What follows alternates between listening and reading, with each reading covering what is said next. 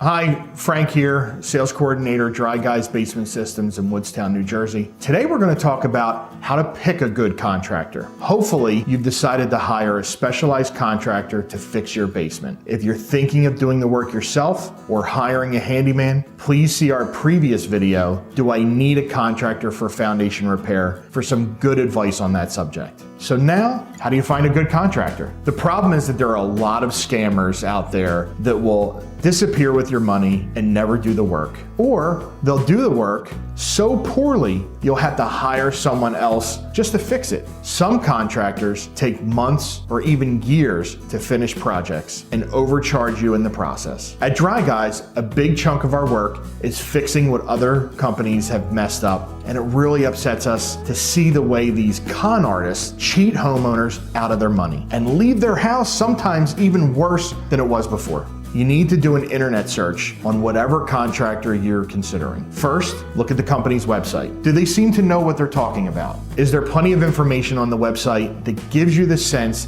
they've been doing this for a while? Do they have a lot of photos from actual projects? Do they show who their employees are? Can you contact them easily? These are all good signs. Next, look at the Google reviews for this company. Does the company have a lot of reviews? Do they have a 4.5 star rating or higher? If there are bad reviews, did the company try to reach out to the customer to fix things? That's usually a good indication that they stand by their work. Pick the top 3 rated companies that you liked. Once you've narrowed down the companies that you like the most, find out their license numbers and certificates of insurance. You can call the contractors to ask them for the information. All contractors are required to have these regardless of state. The license number lets you contact your municipality to see if the business is legal. That license number allows them to do work in the state. Also, make sure that their license number coincides with the type of work that they're doing in your house. You don't want an electrician doing plumbing in your house, right? And the insurance proof means the contractor is covered if something goes wrong.